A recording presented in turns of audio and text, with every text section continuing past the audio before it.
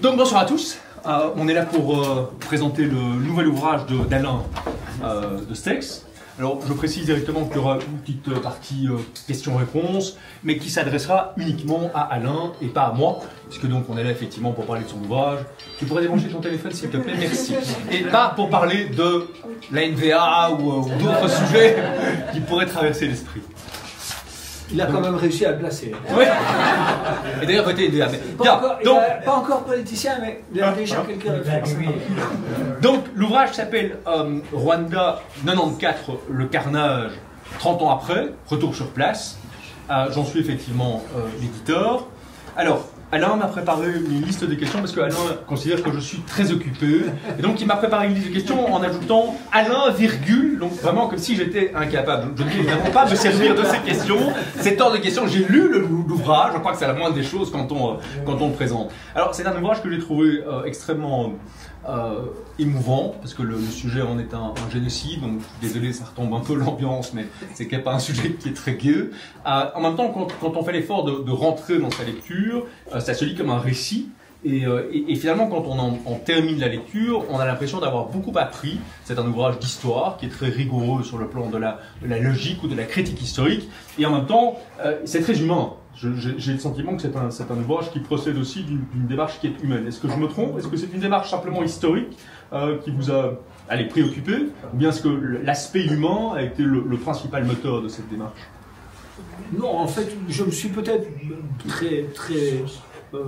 toujours avec beaucoup de réserve, mais un peu plus confié dans ce livre, parce qu'en général, bon, j'ai écrit une quinzaine de livres au total jusqu'à présent, et en fait, je n'ai jamais parlé de moi dans aucun de ces livres, mais c'est vrai, celui-ci, je l'ai fait très très peu, hein, je vous rassure tout de suite, mais c'est vrai que ce qui s'est passé en 94 au Rwanda a été peut-être, avec la Bosnie, mais plus encore le Rwanda, l'expérience la plus traumatisante de ma vie. Donc voilà, j'étais là-bas juste après le génocide, et ça m'a très fortement marqué. Est-ce que vous pourriez nous expliquer qu'est-ce qui a rendu finalement ce génocide possible et actuel? Quel est l'engrenage ou le mécanisme qui a conduit à la mort, je crois, vous dites, de 800 000 personnes? Mais peut-être avant, expliquer pourquoi, en fait, on pourrait se dire, pourquoi est-ce que 30 ans après, tout d'un coup, il écrit un livre, si tu m'autorises à... Non mais je t'en prie. Puisque tu ne suis pas l'ordre de mes questions, moi je vais suivre l'ordre de mes réponses.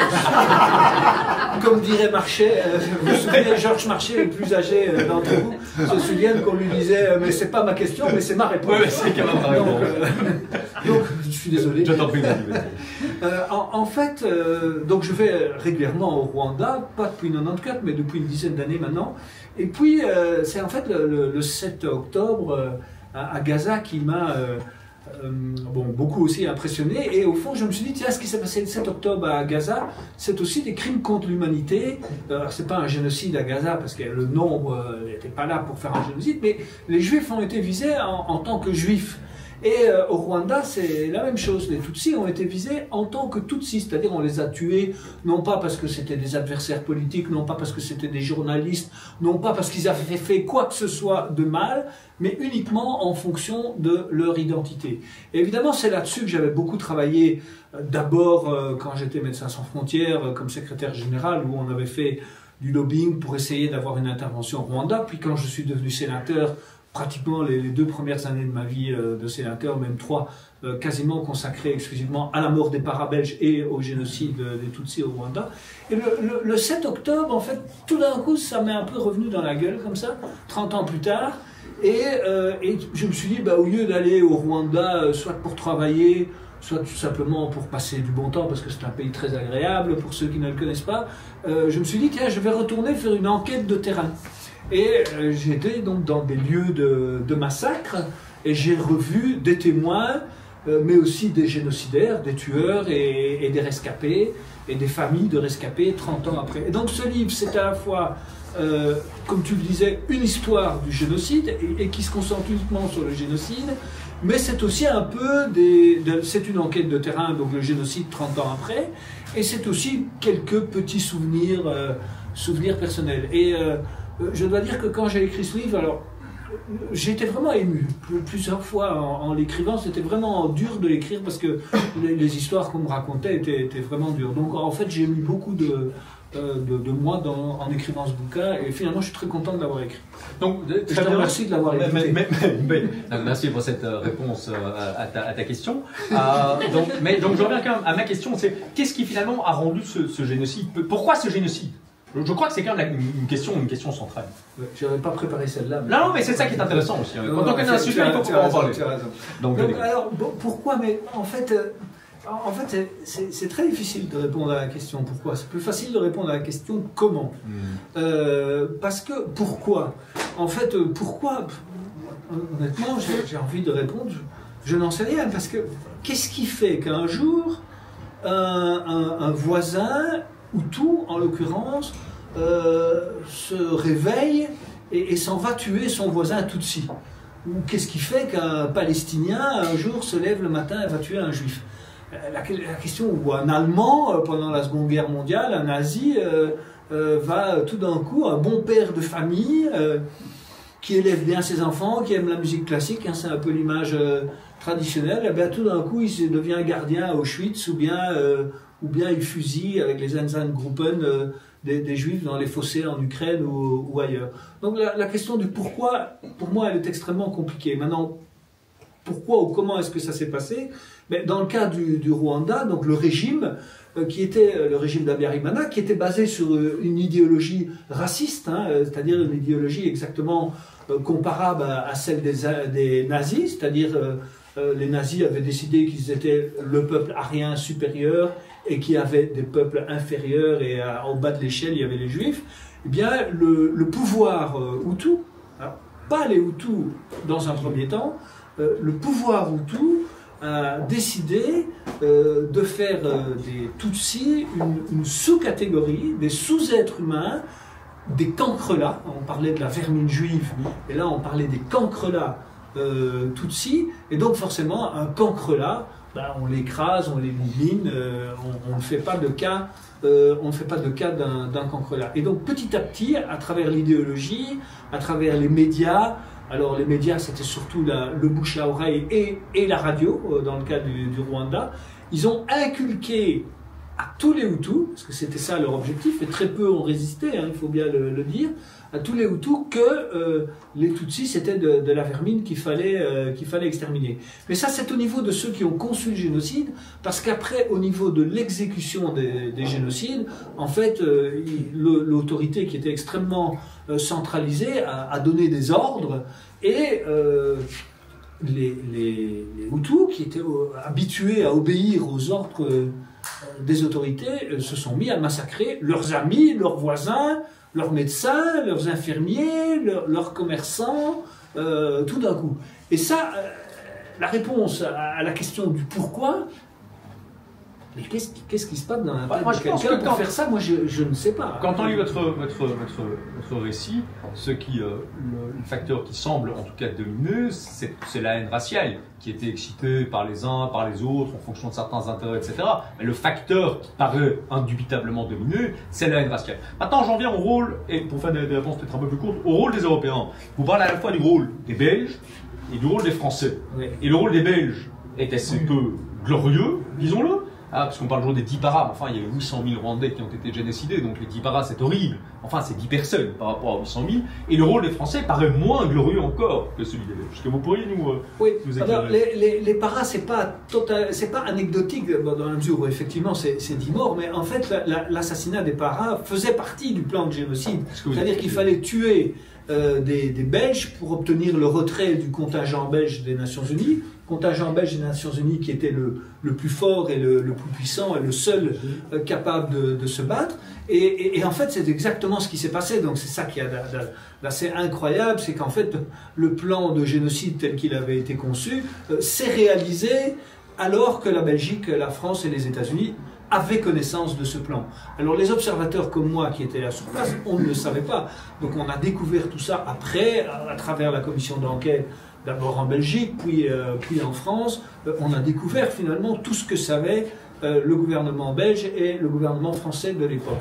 Mais c'est vrai que le gouvernement français a été beaucoup plus loin, puisque à partir des années 90, donc 90, il y avait la préparation du génocide, mais il y avait aussi une guerre entre le FPR et le gouvernement du Rwanda, et les Français ont continué à soutenir ce régime qui s'est avéré génocidaire jusqu'à extrêmement tard, en fait jusqu'après le génocide. C'est que plusieurs mois ou plusieurs semaines, ça se discute après le génocide, que la France a changé d'avis. Mais il y a incontestablement, donc les coupables sont évidemment les Rwandais qu'on massacré, mais il y a une responsabilité. Oui.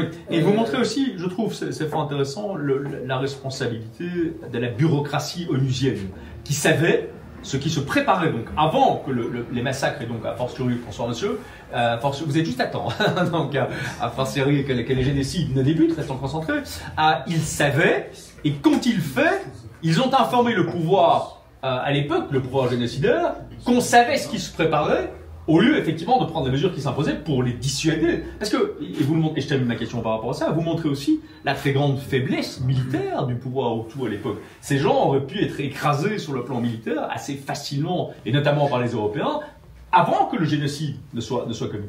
Oui, exactement. Donc, le rôle de la bureaucratie, effectivement, hein, parce qu'on oublie un peu, en fait, dans cette histoire, un peu tout le monde a oublié ses responsabilités individuelles. Hein.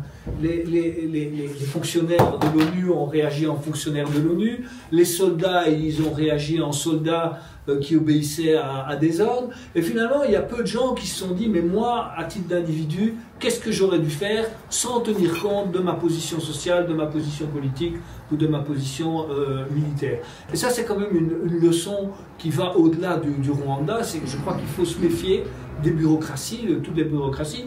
Tu sais sans doute ça mieux que moi, mais je pense qu'il y a des philosophes ou des gens qui ont écrit là-dessus, parce que les bureaucraties, en fait, sont des monstres froids, hein, qui raisonnent pas en fonction de critères humains, mais en fonction de contraintes administratives ou d'habitudes ou de règles parfois absurdes. Alors effectivement, dans le cas du Rwanda, mais enfin, c'est tellement incroyable que même encore 30 ans après, en me replongeant là-dedans, je me suis dit, mais comment est-ce que c'est possible? Donc ce qui s'est passé, c'est qu'à un moment, je suis obligé d'être un peu plus long là hein, pour expliquer, si tu me le permets, mais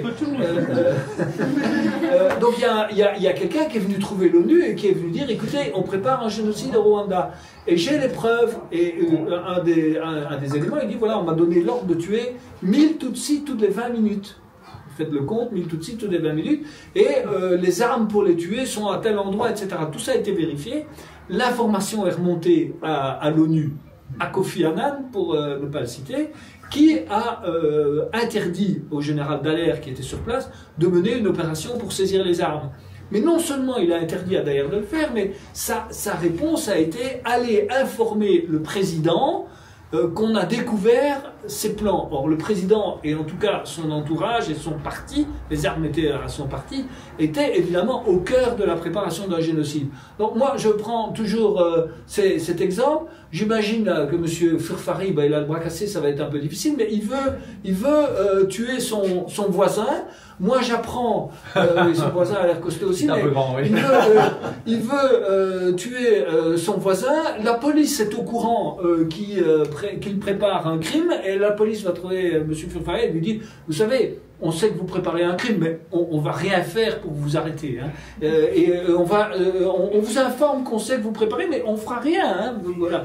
Donc ça, c'est exactement le message qui a été passé à travers l'ONU, c'est-à-dire on a informé les complotistes qu'on connaissait leurs crimes, et on leur a dit, mais vous savez, on ne fera rien, parce que c'est pas dans le mandat. Et ça, je trouve que même un enfant de 6 ans, c'est ce que je dis dans le livre, peut comprendre qu'on n'informe pas un criminel quand on n'a pas l'intention de faire quoi que ce soit. En tout cas, si on l'informe, ou alors c'est pour le dissuader. Mais ici, c'était une information qui n'a pas servi de dissuasion, qui a plus été une sorte d'activateur. Absolument. Mais alors, ce que vous dites, c'est que la réponse à l'époque de Kofi Annan, c'était de dire qu'on ne pouvait pas intervenir pour des raisons légales. Dans ce cas-là, non, c'est vraiment une question de courage politique. On n'a pas voulu intervenir parce qu'on disait, vous l'expliquez à plusieurs reprises, on disait c'est un conflit intestin au Rwanda, interne au Rwanda, et donc on ne peut rien faire. En réalité, on ne voulait rien faire. Absolument. Non, non, on ne voulait rien faire alors qu'on pouvait faire quelque chose, comme vous l'avez dit avant, je veux dire, les forces armées rwandaises, l'armée de l'époque, c'était des tigres de papier, pour reprendre une expression célèbre, qui se serait effondrée immédiatement. D'ailleurs, ils se sont effondrés face au FPR, qui étaient beaucoup moins nombreux qu'eux, mais qui, en 2 mois et demi, 3 mois, mais il fallait prendre le pays, hein, c'est un grand pays, donc il fallait le temps à quelques milliers d'hommes. Mais enfin, le FPR les a battus à plat de couture. Mais moi, ce que je trouve à travers cette expérience de l'ONU, si vous voulez, c'est en fait, l'expérience historique ne sert à rien. Hein. En gros, on nous a, à juste titre, rabattu les oreilles pendant très longtemps en disant plus jamais ça, plus jamais de génocide, plus jamais ce qui s'est passé pendant la Seconde Guerre mondiale. Et le jour où ça s'est passé, et où l'ONU en a été informée par un fax. Et les Belges. Les Belges et les Français, mais l'ONU au premier chef, ben ce jour-là, on n'a rien fait. Donc au fond, toutes ces leçons n'ont servi à rien. C'est ça. Ok. Peut-être encore une question avant de prendre les questions du public. Vous montrez aussi après le génocide. Donc ces gens, les génocidaires qui ont été se réfugier essentiellement au Congo, qui ont été massivement, eux, assistés par des agences, des ONG, des agences humanitaires internationales, et auxquels on a finalement fini on leur a permis de prospérer en quelque sorte, de se refaire et de devenir une force de fracas, de chaos dans un autre pays. Donc en fait, on est frappé par l'extrême gentillesse qu'on leur a témoigné finalement, parce que ces gens n'ont pas vraiment été punis. Ouais, les génocidaires. C'est plus que de la gentillesse, c'est de la complicité. La mansuétude, quoi. Oui, enfin, c'est plus que ça, c'est de la complicité avec. Mais pourquoi la continue. Alors là, donc effectivement, là vraiment, j'étais sur place à ce moment-là au Congo et j'en ai été directement témoin. Donc c'est un peu la perversion de l'idéologie humanitaire. C'est-à-dire que le génocide a eu lieu, la communauté internationale n'a rien fait pendant le génocide, et puis les génocidaires sont tous partis sur ordre de ceux qui l'avaient ordonné, le génocide au Congo et en Tanzanie. Et là, tout d'un coup, il y a des centaines de milliers de personnes qui se sont retrouvées. Et là, la machine humanitaire, la machine caritative mondiale s'est mise en place. Et tout d'un coup, c'était à celui qui enverrait le plus d'avions, le plus de tonnes de vivres, le plus de journalistes. Et donc, alors qu'on n'avait quasiment pas parlé du génocide, tout d'un coup, la crise humanitaire qui était réelle à Goma, au Congo et en Tanzanie, est devenue à la une de l'actualité mondiale. Vous dites, c'est ainsi que l'aide humanitaire internationale a remis sur pied le pouvoir génocidaire en exil. Attention à la lampe, merci. Vaincu par le FPR et contribua à entretenir un conflit qui dure toujours aujourd'hui en 2024. Donc le bilan finalement de l'ONU dans cette affaire, mais ça dépasse la conception qu'on peut s'en faire. C'est calamiteux, mais au-delà du calamiteux. C'est monstrueux. C'est absolument. C'est-à-dire que donc c'est les génocidaires qui ont ordonné l'exode massif de la population qu'ils contrôlaient. 2, ces gens sont arrivés dans ces camps, ont été nourris, logés, on leur a donné du petit matériel, etc. Et l'armée défaite a été nourrie par l'ONU et par les agences internationales. Et en plus, les réfugiés se sont regroupés dans les camps par entité administrative, donc sous l'ordre et l'organisation de leur bourgmestre. Et comme il y avait beaucoup de monde et que c'était difficile à organiser, l'aide humanitaire était remise directement à ces bourgmestres, donc à ceux qui avaient organisé le génocide, à charge pour eux de la distribuer. Et lorsqu'il a fallu compter les réfugiés, d'abord ils se sont opposés au comptage. Et puis, à un moment, on les a menacés de couper l'aide. Et là, on s'est rendu compte qu'il y avait 100 ou 200 000 personnes de plus qui recevaient des rations par rapport au nombre de personnes. Oui, vous l'expliquez. Donc, l'armée génocidaire a été remise en selle par l'aide internationale. Et effectivement, ce qui se passe aujourd'hui dans l'Est du Congo, dont vous entendez parler régulièrement dans les médias, c'est la conséquence de ce qui s'est passé il y a 30 ans. Parce que l'Est du Congo, avant 94, n'était pas particulièrement déstabilisé. On n'avait pas du tout cette situation, mais effectivement, depuis 94, il y a une déstabilisation. Et en fait, c'est encore pire que ça, parce que, et moi je m'en souviens très bien, j'écrivais des articles à l'époque dans Newsweek, dans New York Times, dans Libération et dans Le Monde à l'époque. On disait, nous, à Médecins sans frontières, que les réfugiés devaient rentrer au Rwanda.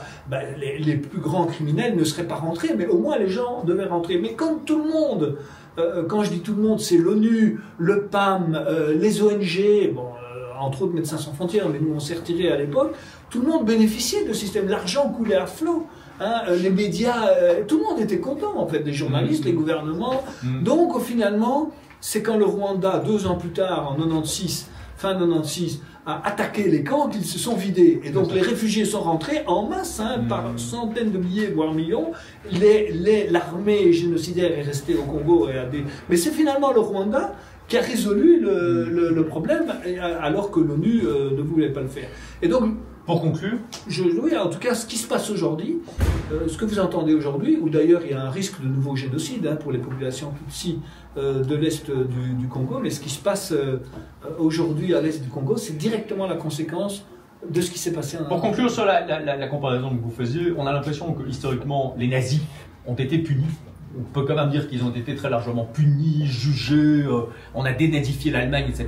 Alors qu'ici, l'impunité est totale. Non. Quasiment. Non, mais d'accord, il y a quand même eu des... Enfin, ils n'ont pas été frappés. Les génocidaires. Ils sont là. Oui, mais non, il y a quand même eu, donc il y a eu le tribunal pénal international pour le Rwanda, il y a eu des dizaines, des centaines de milliers de procès au Rwanda, il y a eu un processus de justice traditionnelle, et aujourd'hui, il y a, par exemple, il y a encore un criminel qui a été arrêté la semaine dernière en Belgique, et il y a un procès qui va se dérouler aux assises très prochainement en Belgique. Donc là, il y a quand même eu, mais il y en a encore quelques-uns qui échappent. Il y a eu un tribunal, probablement en partie parce qu'il y en avait eu un sur l'ex-Yougoslavie juste avant. Vous décrivez quand même des villages où les quelques rescapés Tutsis doivent vivre avec dans Serge. Oui, mais en général, ils ont été condamnés. D'accord, très bien. On va en venir aux questions alors. Ouais. Je propose qu'on prenne quelques questions dans l'Assemblée. Qui a une question à poser à Dr de Stex? Samuel? Non, moi j'avais justement une question pendant toute la présentation sur ce qui a été dit à la fin avec le Kivu. Comment on peut résumer la situation dans le Nord Kivu? Ce sont des Tutsis qui sont là-bas et qui prennent le pouvoir à la place des Congolais? Est-ce que c'est ça? Non.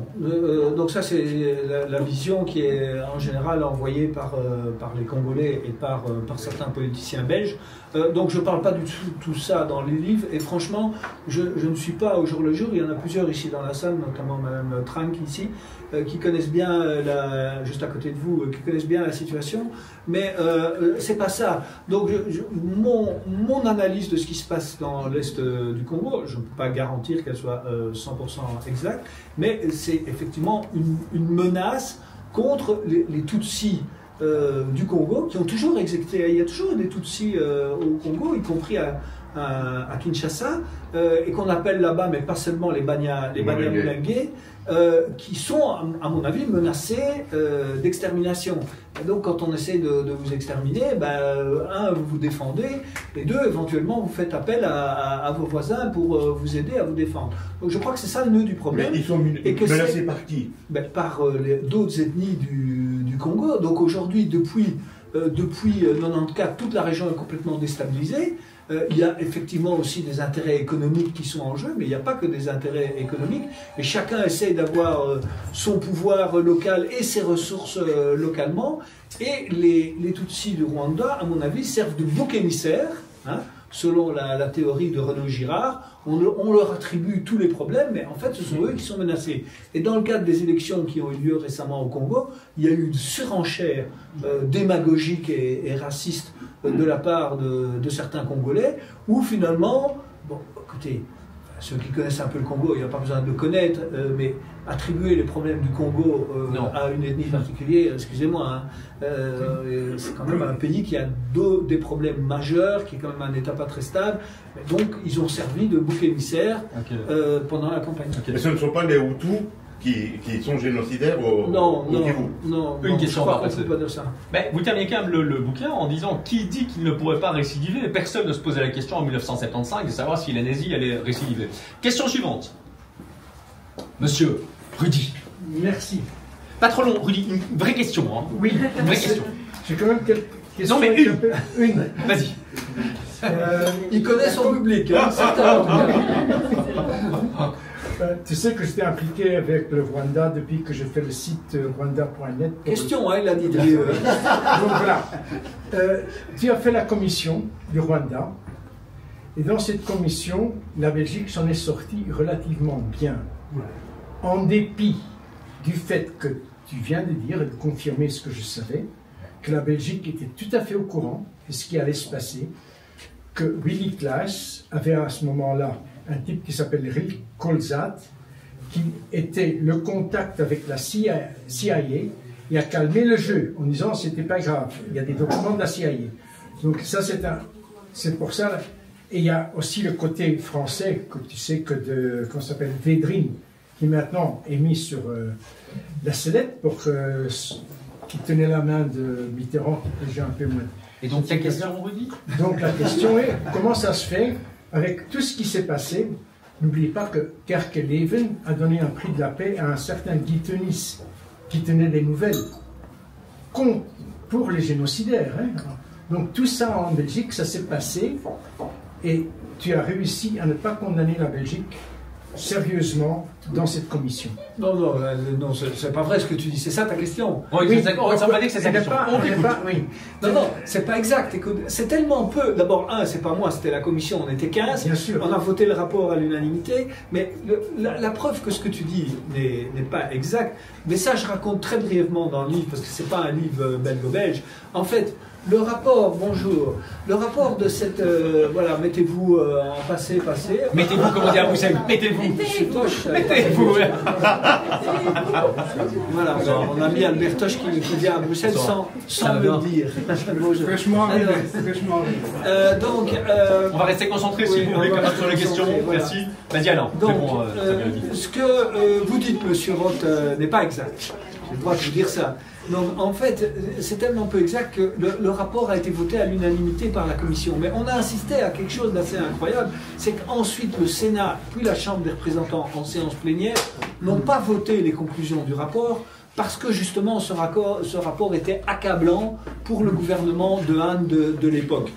Parce que le rapport disait que la Belgique avait failli au moment du retrait et avait eu des signes d'avertissement pour le génocide. Et donc, ce qui est exact, c'est que la Commission a condamné la Belgique, mais qu'après, le Parlement, dans son ensemble, n'a pas voulu le faire. Oui. Mais on peut pas. Mais ça ne s'est jamais produit dans l'histoire politique belge. Hein. Jamais qu'un rapport parlementaire soit voté à l'unanimité par les membres d'une commission et après refusé en séance plénière. Et la particratie est tellement incroyable que, y compris les membres, à l'époque c'était une majorité, donc CVP pour les plus anciens, CVP, PSC, PS, SPA, donc socialiste, social-chrétienne.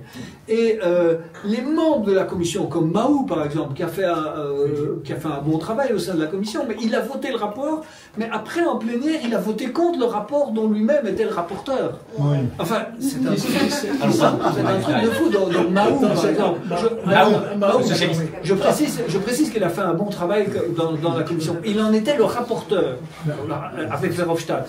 Moi, à l'époque, le MR était un plus petit parti, donc c'était le président le plus grand parti, donc je ne pouvais pas avoir ses fonctions. Okay, donc, une seule question. Donc, autrement dit, prenons l'exemple de Mahou, par exemple, qui, je le répète, a fait un bon travail comme rapporteur. Il ne s'agit pas ici de faire de la politique, mais il a voté le rapport comme les 15 autres, enfin les 14 autres. Mais après, Mahou a voté contre les conclusions de son propre rapport pour sauver le gouvernement de Hahn. Donc, je conclue par là, tu ne peux pas dire qu'on a épargné le gouvernement. Non, ok. C'est clair. Non, une seule question. Des Roupeaux. Ne faut pas l'oublier. Oui, mais n'allons pas dans les détails historiques parce qu'il y a beaucoup de gens de... Il était le numéro 2 du gouvernement. Nous allons passer à la question suivante, progressivement. Qui vous en va poser une question? Madame. Bonsoir. Ma question est de savoir, est-ce qu'on doit s'habituer à cette espèce d'hypocrisie de la communauté internationale qui n'existe en réalité pas, de dire vaut mieux demander pardon que de vraiment prendre les responsabilités d'agir au moment où les choses se passent. Est-ce qu'on doit s'habituer à ça? Parce que ça nourrit alors tous ces business de l'humanitaire et des acteurs politiques qui sont censés agir et qui prétendent qu'ils ont des idéaux qu'ils portent, sont incapables d'agir. Très bonne question. Mais deux éléments par rapport à ça. Donc, la première, c'est d'abord un événement de l'ampleur de ce qui s'est passé en 94. Personnellement, je pense qu'il n'y en a pas eu d'autres depuis 94. Il y a eu évidemment beaucoup de crises au Congo, au Soudan, en Birmanie, au Moyen-Orient, mais quelque chose de l'ampleur de ce qui s'est passé en 94, je ne vois pas d'autres exemples. Bon, deuxièmement, évidemment, c'est toujours un peu difficile de dire ce qu'il faut faire quand on est confronté à une telle situation. On a bien vu récemment que certaines interventions internationales, on ne va pas commencer à les citer, mais ça ne marche pas non plus. Donc ce n'est pas non plus la solution. Donc voilà, honnêtement, je n'ai pas vraiment de réponse à ça. En tout cas, ce qui me paraît inacceptable, c'est de tolérer les discours. Alors, j'aime pas le mot de haine, parce qu'on abuse de ce mot haine. Et il est, mais là, c'est quand même un peu vrai. Voilà. Mais les vrais discours de haine racistes en disant serpent et cancrelard. Les Tutsis du Congo sont la cause de nos problèmes, ils doivent être éliminés, parce qu'on entend ça. Donc il y avait un colloque vendredi dernier organisé par Ibuka, donc l'association pour la mémoire du génocide. Il y avait un intervenant qui est venu avec toute une série d'extraits de presse du Congo qui a montré tous les discours haineux, racistes, inflammatoires, et ça ne doit pas être toléré. Et je regrette franchement, de temps en temps je regrette de ne plus être dans la politique belge, parce que je me dis que là, aujourd'hui, je serais monté au créneau pour dénoncer le discours de certains qui soutiennent aveuglément le Congo et qui disent que c'est le Rwanda qui est responsable de tous les problèmes, alors qu'ils tolèrent en même temps des discours purement racistes de certains politiciens congolais qui sont inacceptables. D'accord. Question suivante. Pourquoi n'êtes-vous plus dans la politique? Mais ça, c'est hors sujet. Ouais, mais on va rester sur le Rwanda, là. Hors sujet. Alors, donc, une question sur le Rwanda. Sur le Rwanda, sur le génocide du Rwanda. Monsieur, pas de question? Non, parce que d'abord, je n'ai pas suivi ce qui s'est dit auparavant. Et puis, je viens moi du Rwanda, je suis arrivé hier après-midi. Donc voilà, je connais quand même pas mal de choses qui se passent là-bas par rapport à ce que je pourrais apporter. Je ne sais pas si, par rapport à ce qui a déjà été dit ou pas. Je sais vous êtes d'accord parce que par rapport à ce que vous êtes arrivé il y a ce que j'ai entendu, pour ce que j'ai entendu, c'est tout à fait... L'analyse vous paraît... Exact. Mais j'ajouterais même que, et ça, moi-même, je suis originaire du Massissi, donc je connais bien, c'est que des gens du Kivu en ont marre de tout ce qui se passe et qui disent, mais c'est les politiciens de Kinshasa, c'est la politique, nous on s'entend bien avec les Rwandais, on fait du commerce avec eux, nous sommes des Bachis, nous sommes des Baoundés, on s'entend très bien, mais régler nos problèmes entre nous, ça serait bien. Voilà. C'est ça. D'accord. Bon, mais si, voilà, c'est d'autres questions, sinon on arrête. Hein, si non, mais c'est un commentaire. Laissons à chacun. Oui, si on analyse Monsieur Delot. Ce que vous venez de dire, la Belgique a été archi nulle. L'ONU a été archi nulle, la France a été archi nulle. Bah, on peut ici, nous sommes dans une année électorale. Pour qui allons-nous voter en Belgique? Moi, je sais. Pour ne pas avoir d'autres. Bon, mais écoutez, je pense que vous allez avoir 2 mois pour vous décider avec des pots de débat. Et voilà. Monsieur avait une question, je crois. Donc, avant de poser une question, je vais répondre un tout petit peu à pourquoi il y a un génocide. Oui, dites-moi. C'est le, comme en Allemagne, c'est le pouvoir nazi qui a décrété, donc c'est le pouvoir qui a décrété le génocide. Parce que c'était beaucoup plus facile pour eux. Je ne vais pas entrer dans le détail. C'est qu'il y a eu disons, une information comme quoi, en réalité, les Tutsis étaient 38%. Ceux qui avaient pour se vivre, étaient 2% qui étaient Tutsis qui sont devenus Hutus. Mais en plus, s'il y avait eu les élections démocratiques, comme on le disait, Habyarimana avait montré à Mitterrand qu'il était battu. Donc, en simple que, au niveau des partis à ce moment naissant, là, les gens du Sud, les Hutus du Sud, étaient contre les Hutus du Nord. Donc, quoi qu'il en soit, s'il y avait des élections, ils allaient être battus. Donc, le génocide était tout à fait quelque chose qui pouvait, en même temps, une diversion, je m'excuse de dire ça. Par intérêt, quoi. Mais pour justement s'en sortir. C'est ça. Seulement, je vais poser une question. Oui. En les textes. Trois petites questions. Vous connaissez l'histoire de Berlin, 1885. Là où il y a eu la répartition et qu'une partie, par exemple, du Rwanda était coupée, une partie est partie au Rwanda, l'autre est partie au Congo belge. Pourquoi est-ce qu'il n'y a aucun... Le roi ici n'intervient pas pour dire la vérité de ce qui se passe à l'île du Congo? D'autant plus que toute la région, c'est le nom rwandais. Je ne dis pas, mais alors que partout ailleurs. Vous êtes en train de nous dire que l'Est du Congo doit revenir au Rwanda? Non, non, non, c'est pas ça que je veux dire. Non, ça va aggraver les choses. Non, non, c'est pas ça que je veux dire. Ce que je veux dire, c'est que là, ça va être compliqué. Hein, non.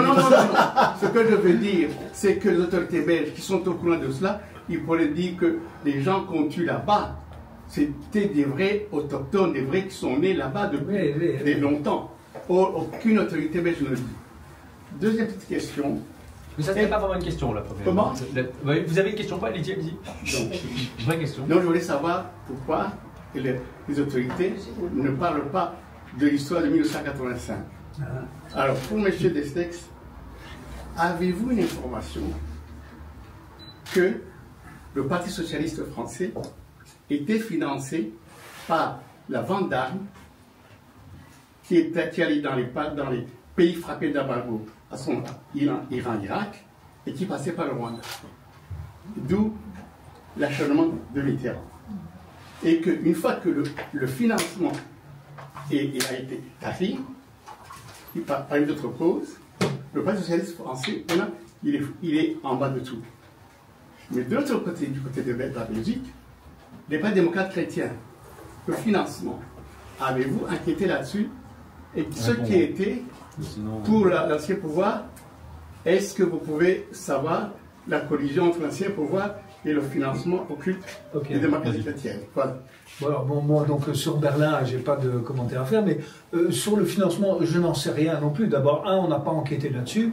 Deux, c'est de notoriété publique, puisqu'il y a eu un procès que le Parti socialiste français, mais enfin les autres aussi, je pense, à l'époque, étaient financés par des moyens, disons, occultes, pour être poli.